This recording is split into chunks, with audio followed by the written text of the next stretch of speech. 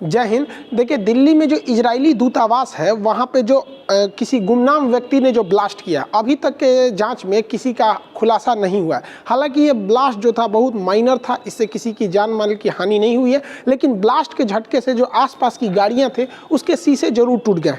लेकिन ये ब्लास्ट बड़ा नहीं था, लेकिन इसका जो प्रभाव पड़ा है पूरे वर्ल्ड की मीडिया इसे कवर कर रही है, खास करके इजराइल से हमारा बहुत अच्छा संबंध है। वहाँ पर उस एरिया की पूरी तरह से पुलिस जाँच कर रही है। हालांकि इजराइल के दूतावास के सभी लोग सुरक्षित हैं। खास बात यह है कि इस ब्लास्ट से पहले इजराइल में जो हम लोग का जो शिखर सम्मेलन हो रहा था, जो हम लोग अपने मीटिंग की एनिवर्सरी मना रहे थे, उससे पहले ही इजराइल की जो खुफिया एजेंसी है मोसाद, उसने कहा था कि इस तरह के ब्लास्ट हो सकते हैं और हो भी गया। तो ये बताता है कि मोसाद काफ़ी ज़्यादा एक्टिव है। हालांकि अभी उसकी जांच हो रही है कि इसके पीछे कौन है, और लेकिन एक गुमनाम नाम सामने आ रहा है जिसको पहली बार देखा जा रहा है, उसका नाम है जैसे हिंद। अब ये जैसे हिंद ने दावा किया है क्योंकि जहां ब्लास्ट हुआ है ना, वहीं पर एक लेटर मिला है जिसमें जैसे हिंद का था। यहाँ देखेंगे इजरायली दूतावास की गाड़ी है, क्योंकि इसका नंबर प्लेट ब्लू कलर का है। देखिए, नंबर प्लेट ब्लू कलर का हमेशा विदेशी राजनयिकों या दूतावास को दिया जाता है। इंडिया में 4-5 टाइप के नंबर प्लेट होते हैं। जैसे अगर व्हाइट कलर पे काला पट्टी लिखा है मतलब पर्सनल गाड़ी है, जैसे यहाँ आप देख सकते हैं ये गाड़ी जो है यहाँ पर, ये देखिए ये पर्सनल गाड़ी है। लेकिन अगर वहीं देखेंगे ये ब्लू कलर वाली, तो ये तो पर्सनल हो गया, ब्लू वाली तो दूतावास की गाड़ियाँ होती है, जैसे ये दूतावास की है।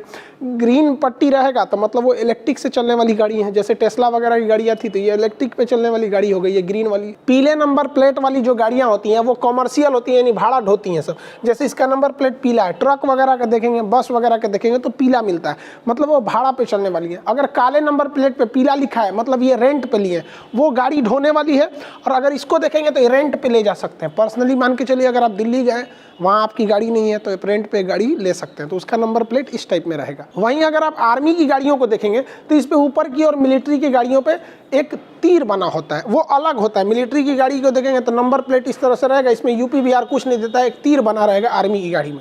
हालांकि इसके ऊपर सीओ लिखा रहता है, कमांडिंग ऑफिसर। सीओ जो होता है वो lieutenant, captain, major, lieutenant colonel, colonel तक के रैंक के ऊपर वो लिखा रहता है। उसके ऊपर ब्रिगेडियर जाएंगे तो 1 स्टार बना रहता है।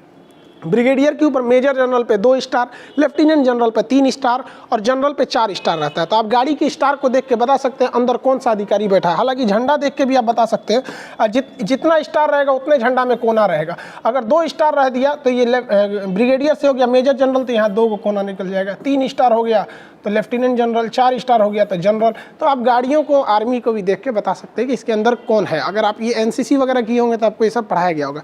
खैर, मेन टॉपिक पर आते हैं। तो जो इजरायली दूतावास जो है, वहाँ पे जो गाड़ी के पास, ब्लास्ट के पास जो लेटर मिला है, उसमें यही लिखा है कि ये ट्रेलर है, मतलब अभी फिल्म बाकी है। इन गधों को ये समझ में नहीं आता है कि तुम किससे टकरा रहे हो, इजराइल से। और ये कौन सा तरीका है, इजराइल ने दुनिया में किसको किसको नहीं टपका दिया। यहाँ आप देखें कासिम सुलेमानी को, चाहे वो फ़कीरज़ादे को है, ये डायरेक्टली नाम आता है कि इजराइल ने किया। कभी इजराइल ने नहीं बोला कि हाँ ये टेलर है, फिल्म बाकी है। लेकिन इनको ये चिटपुटिया भड़का के गए ना, तो हल्ला करके हमरा फटका है, फिल्म बाकी है, ससुर सुनाई फिल्म बाकी। अरे हम लोग को ईरान से क्या मतलब, हम लोग को ईरान में भैया चाबहार बंदरगाह है, वहाँ हम लोग को पेट्रोल मिल जाता है, इसलिए हम चाहते हैं कि भैया ईरान भी शांति से रहे यहाँ पर। अब ये इसका, हालांकि ये नाम पर इंडिया गवर्नमेंट उतना बिलीव नहीं कर रही है, क्योंकि पहली बार इसके नाम सुना गया है। ये डाइवर्ट करने के लिए भी हो सकता है। देखिए, मोसाद अब इंडिया पहुंच चुकी है, वो जांच को आगे बढ़ा दिया। अगर इस जांच में मान के चलिए इंडिया शामिल साबित हो गया कि ईरान ने, मतलब ईरान समर्थित आतंकवादियों ने ही ऐसा काम किया, तो फिर तो फिर इंडिया को ना इजराइल की ओर थोड़ा सा हल्का स्लाइटली झुकना पड़ेगा और ईरान की थोड़ी सी निंदा करनी पड़ेगी। अब भारत के लिए दुविधा ये है कि हमें ईरान की सख्त ज़रूरत है अभी के वक्त में, प्रेजेंट सिनेरियो में, क्योंकि चाइना जो है CPEC को बढ़ाते जा रहा है, हमें उसको काउंटर करना है। तो हमें ईरान का चाबहार बंदरगाह चाहिए, ठीक है। और ये बंदरगाह हमें रूट देता है अफगानिस्तान तक पहुंचने का, साथ ही सेंट्रल एशिया, यूरोप तक हम इसके रास्ते पहुंच सकते हैं। पहला तो एक हो गया कि भैया ये रूट हमें आराम से दे सकता है। दूसरा, हमारे पास पेट्रोलियम का अभी सबसे ज़्यादा हम लोग यहीं से लेते हैं पेट्रोलियम, यहाँ ईरान से, जिसके 2 रीज़न है। ईरान को जब हम पेट्रोलियम देते हैं तो हमें डॉलर में पेमेंट नहीं करना रहता है, हम उसे रुपया में पेमेंट कर देते हैं। और इसके बावजूद ईरान 60 दिन बाद पैसा लेता है, मतलब 60 दिन का क्रेडिट लेता है, तुरंत नहीं लेता है, 60 दिन बाद भी दे सकते हैं। हालांकि ईरान से पेट्रोल लेने में सबसे ज़्यादा फ़ायदा होता है कि ईरान कहता है कि हम पैसा नहीं लेंगे, हम इंडिया से सामान खरीद लेंगे। तो हमारे लिए ईरान ईरान का बचा रहना बहुत ज़्यादा ज़रूरी है। आप ऐसे समझिए कि इंटरनेशनल रिलेशन में कोई हमारा अपना या दुश्मन पराया नहीं होता, हमारे देश को फ़ायदा हो रहा है, भैया तुम हमारे अपने हो। एक वक्त था जब अमेरिका जो है वो भारत पे बम मारने आया था, परमाणु बम 1971 में 7वां बेड़ा लेके, और वही मोदी जी को ले आके हाउडी मोदी में बर्गर खिला रहा था। तो कब सिनेरियो चेंज होते हैं कोई ठीक नहीं रहता। लेकिन भारत को इजराइल की भी ज़्यादा ज़रूरत है क्योंकि इजराइल ये मिडिल ईस्ट में सबसे ज़्यादा पावरफुल है। इजराइल से हमें लेटेस्ट हथियार मिल जाते हैं। रडार टेक्नोलॉजी हमारी टोटली इजराइल पे अभी फ़िलहाल बेस्ड है, चाहे वो एवॉक्स रडार हो, चाहे वो फाइटर जेट का रडार हो, या छोटे मैगजीन हो, बराक मिसाइल हो, हथियार के मामले में बहुत ज़्यादा। हालांकि अभी तो हम लोग ने कृषि के सेक्टर में भी उससे बहुत सारे समझौते किए हैं, जिसमें ड्रॉप फार्मिंग फेमस है, तो फार्मिंग में कभी समझेंगे। तो हमारे लिए दोनों को बैलेंस लेकर चलना है। लेकिन अगर हम लोग ईरान का विरोध नहीं भी करते हैं ना, तो इजराइल हमसे नाराज़ नहीं होगा, क्योंकि इजराइल की सोच दूरदर्शी है। इन पटाखा फोड़ने वालों की तरह नहीं कि चिटपुटिया फोड़ के जाएगा, लेटर देगा कि हम वो बदला लेने वाले हैं। भाई साहब, ये सब बेवकूफ़ी वाला काम कर, ये लोग बहुत गंभीर व्यक्ति होते हैं इजराइल वाले। लेकिन सबसे इन सब में जो टर्मिनेटिंग पॉइंट आ जाता है वो हो जाता है जो बाइडेन। जो बाइडेन ठीक उसी रास्ते पे चल रहे हैं जिस रास्ते पे बराक ओबामा थे, क्योंकि दोनों की पार्टी सेम थी, इवन कि ये उस समय वाइस प्रेसिडेंट भी थे। तो ये इजराइल को पसंद नहीं करते, इनके हिसाब से ईरान ठीक है, जो इनकी मतलब विचारधारा है। अब ये कहते हैं इजराइल वालों को कि भाई आप अत्याचार करते हो फिलिस्तीन वालों पे। हम आपको चुनाव टाइम से ही बता रहे थे कि जो बाइडेन हमेशा से मुस्लिम वोट को अपनी ओर खींचने की कोशिश की है, और ट्रंप जो है वो यहूदी यानी इजराइल वाले लोग को वोट को खींचने की कोशिश की है। तो इनका इसके खिलाफ है। अब ये जो बाइडेन बहुत जल्दी चाहते हैं कि ईरान से सैंक्शन हट जाए, और जो परमाणु समझौता हुआ था 2014 में उसे दोबारा लागू किया जा सके। हालांकि ये भारत के लिए भी अच्छा है, क्योंकि हमारा रेल लाइन प्रोजेक्ट इसीलिए अटका हुआ है, लेकिन इजराइल के लिए थोड़ा सा दिक्कत बात है। तो हम लोग को दोनों को बैलेंस लेकर चलना है। हालांकि अगर देखेंगे ये जो बाइडेन, तो ये अपने मतलब मिडिल ईस्ट और एशिया में कुछ ज़्यादा दिलचस्पी दिखा रहे हैं। ताइवान में उतना एग्रेसिव नहीं हुए, जबकि श्रीलंका में अभी हालिया घटना के तहत जो श्रीलंका की गवर्नमेंट ने कहा था कि कोविड-19 से जिसकी भी मृत्यु हुई है उसे दफनाया नहीं जाएगा, उसे जला दिया जाएगा। अब इसका ये क्रिश्चियन कम्युनिटी और मुस्लिम ने इसका विरोध किया। अब यहाँ देखिए, दोनों ने विरोध किया, लगभग दोनों की पॉपुलेशन वहाँ 7-8% है, मुस्लिम की भी और क्रिश्चियंस के भी है। लेकिन ये जो है जो बाइडेन इसको इस तरह से प्रस्तुत कर रहे हैं यूएन के थ्रू कि नहीं, ये मुसलमानों के मतलब उनकी धार्मिक स्वतंत्रता के खिलाफ है। हालांकि ऐसा नहीं है, भारत में भी बहुत सारे मुस्लिम हैं, यहाँ पे भी कोविड-19 में, लेकिन ऐसा कहीं नहीं हुआ है। इवन इटली में इतनी ज़्यादा मृत्यु हुई थी, शुरुआती दौर में तो सबसे ज़्यादा मौत को इटली ने झेला था, वहाँ ताबूत कम पड़ गए थे।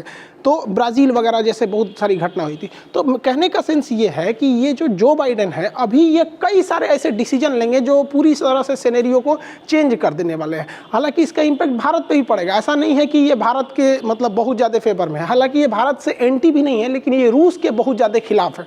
रूस को ये मतलब इनको देखने को मिलेगा कि भारत रूस से जो S-400 मिसाइल सिस्टम खरीद रहा है वो अगले साल मिल जाएगी।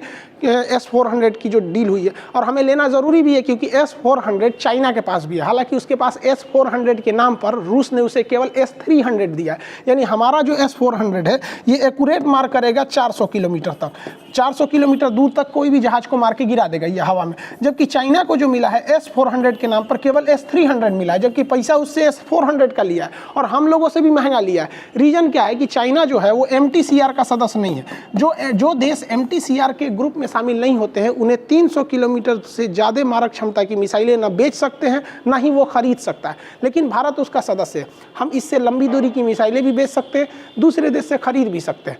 तो इसलिए ये भारत पर प्रतिबंध लगाएंगे जो बाइडेन, इन्होंने स्पष्ट कह दिया है। लेकिन वो प्रतिबंध काफ़ी सॉफ्ट होंगे। लेकिन डोनाल्ड ट्रंप ने कह दिया था नहीं, भारत को एक स्पेशल कोटा के तहत कोई भी प्रतिबंध झेलने को नहीं मिलेगा। लेकिन भारत पर लगने वाला प्रतिबंध बहुत ज़्यादा कोई खास इफेक्ट नहीं डालेगा। जो बाइडेन जो है ईरान और पाकिस्तान, इवन कि पाकिस्तान को जो मिलिट्री एड जो 2018 में रोकी गई थी ट्रंप द्वारा, उसे दोबारा चालू करने के लिए करें। इस खबर से सबसे ज़्यादा अगर कोई खुश है जो बाइडेन के आने से या जो बाइडेन के डिसीजन से सबसे ज़्यादा अगर कोई खुश है तो वो आंटी जी खुश है। आंटी जी के खुशी का कोई ठिकान नहीं है। आप भी मिलिएगा हमारी आंटी जी से। सुनिए, देखिए, ये है हमारी आंटी जी, इनको कौन समझाए भाई साहब, ENT जी को बहुत खुश है, इनको लग रहा है जैसे अब इनका देश GDP में सबसे आगे जाएगा। ये भाई साहब इतना ना शादी किया है कि इसके अंदर महिला का गुण आ गया। बताइए बुढ़ौती में शादी की हमको तो सबसे बड़ा डर इस बात का है कि इसका जो लड़कवा है कहीं इसकी पत्नियां को लेकर भाग मत जाए। भाई साहब बेटा की उम्र के जब ब्याह हो जाता है तो बाप को नहीं करना चाहिए। रिटायरमेंट भी एक चीज़ होता है। आप घुसिया के कौन चीज़ देख रहे हैं, हमको रिटायर हो जाइए यहाँ पर। हद देख रहे हैं हम लोग का ब्याह नहीं हो रहा है और आप बुढ़ौती में 3-3 को लेकर घर में। हद है भाई साहब, कोई बात नहीं, बाइडेन आ गए हैं, कोई दिक्कत नहीं, एक और शादी कर लीजिए। बाइडेन चाहता है तो ही है, समझ में आएगी नहीं, मत घुसिया के देखिए हमारे ये देखता है।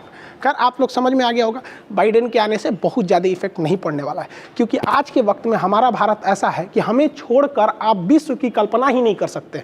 हर जगह वो एक अहम भूमिका को निभाएगा। लेकिन हाँ, जब भी सरकार चेंज होती है तो कुछ ना कुछ चेंजिंग देखने को मिलती है।